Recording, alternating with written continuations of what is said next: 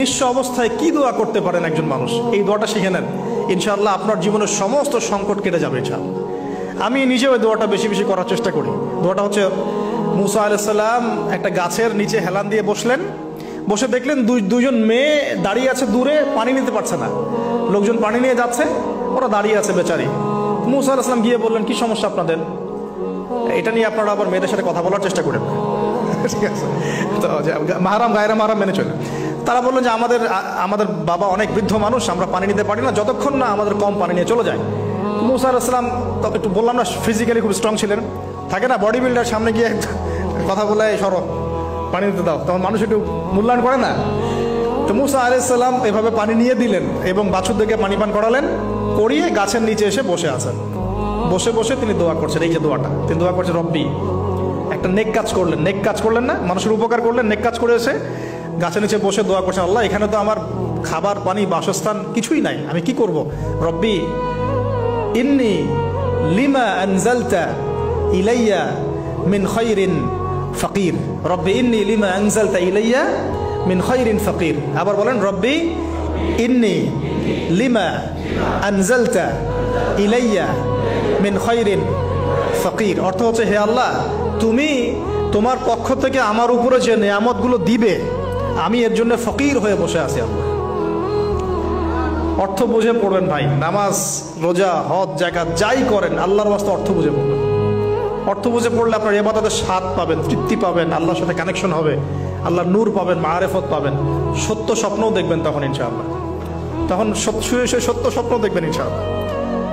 আল্লাহ পাক তৌফিক দান করে দেন।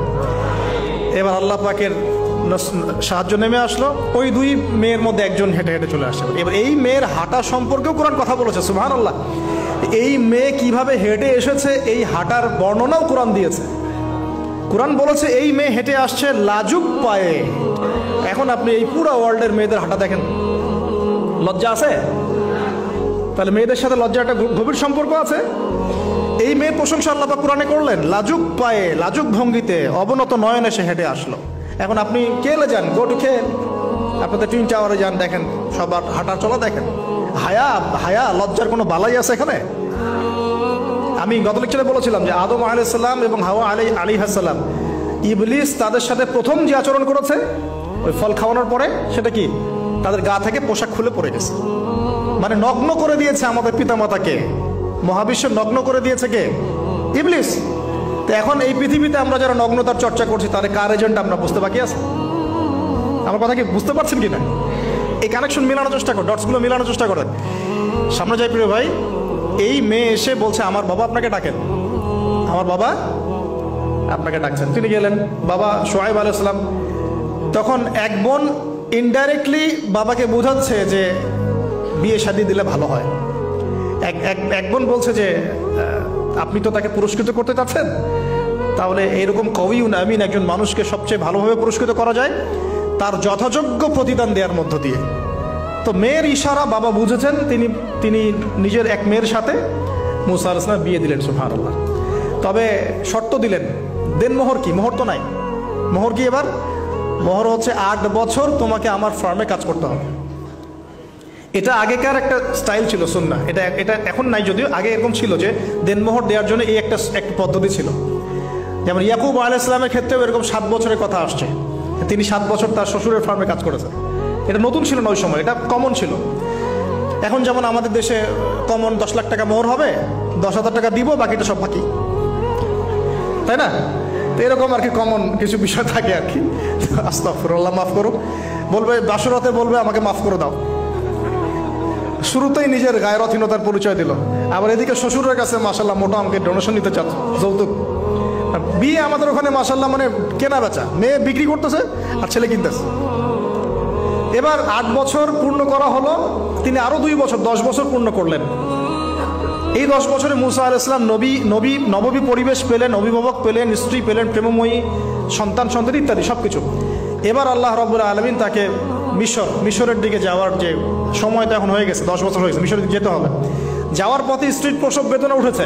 তখন মুসা আলাইহিস সালাম আগুন খুঁজছেন। আগুন কি খুঁজছেন ভাই?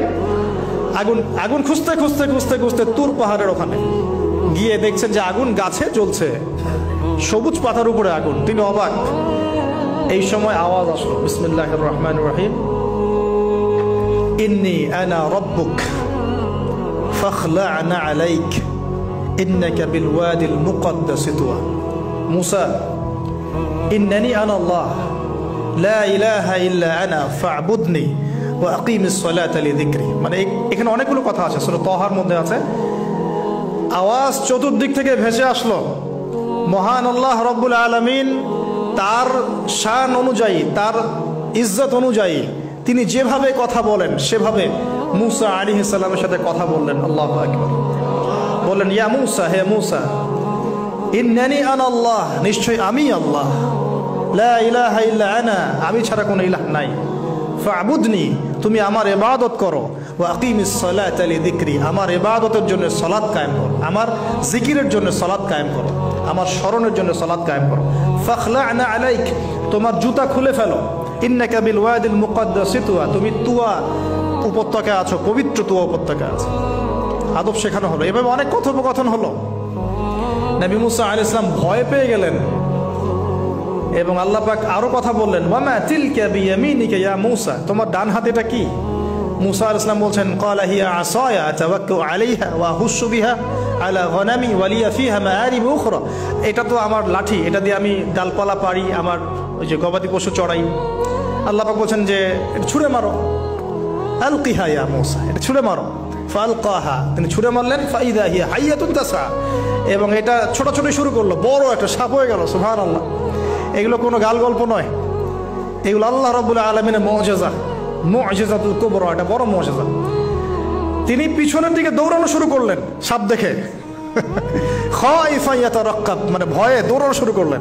আল্লাহ পাক বলছেন, লা ইয়াখাফু লাদাইনাল মুরসালিন, আমার কাছে রসুলগণ ভয় পায় না, তুমি ভয় পেও না, তুমি ওটাকে ধরো পিছন থেকে, সেটা আবার লাঠি হয়ে যাবে। পিছন থেকে হাত দেওয়া হলো, লাঠি হয়ে গেল। সুবহানাল্লাহ। এবার বলছে যে তুমি তোমার বগলের নিচে হাত ঢুকাও।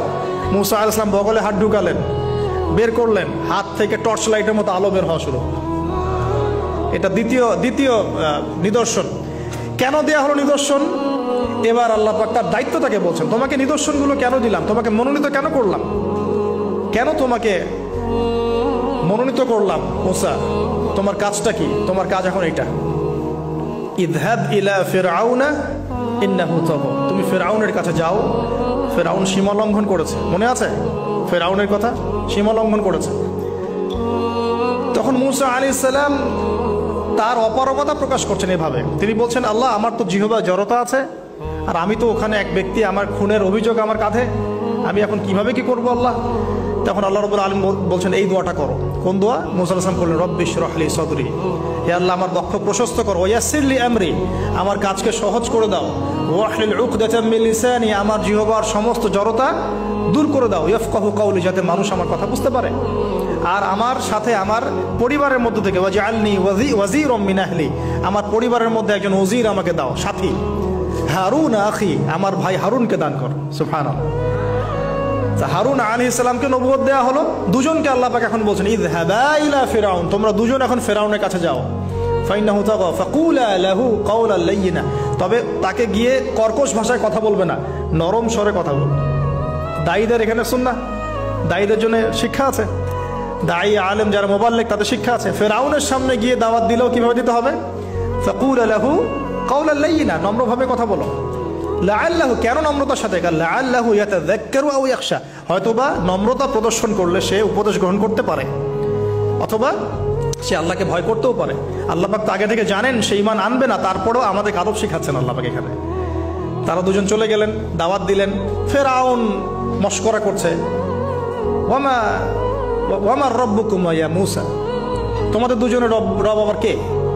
হ্যাঁ, মুসা আলাইহিস সালাম বুঝাচ্ছেন, রব্বি আল্লাযী, আমার রব সেই রব যিনি জীবিতকে মৃত করেন, মৃতকে জীবিত করেন, ইত্যাদি। মানে যার হুকুম ছাড়া একটা গাছের পাতাও নড়ে না, যিনি মাটি থেকে সব উৎপন্ন করেন, বৃষ্টি বর্ষণ করেন, সব বুঝালেন। ফিরআউনের বক্তব্য তখন এটাই ছিল, তোমাদের কাছে কি কোন নিদর্শন আছে, কোন আয়াত নিদর্শন আছে? হ্যাঁ, নিদর্শন আছে। কি? লাঠি ছুঁড়ে মারলেন, সাপ হয়ে গেল। এখন ফিরআউন বলছে, এটা তো জাদু, এটা কি? আমার জাদুকররা ওটা পারে, জাদুকরদেরকে ডেকে না হলো, জাদুকররাও লাঠি ছুঁড়ে মারলো, সাপ হয়ে যাচ্ছে। কিন্তু এই বড় সাপ ওদের সব সাপকে খেয়ে ফেললো। তখন ফেরাউন কিন্তু ভয় পেয়ে গিয়েছিল। এরপরেও এই হাত বের করে আলোর এই নিদর্শন দেখানো হলো, তাওহীদের দাওয়াত দেওয়া হলো, ফেরাউনকে ভয় করতে বলা হলো, ফেরাউনকে সতর্ক করা হলো যে আমার রব, আপনার রব, সবার রব হচ্ছেন আল্লাহ।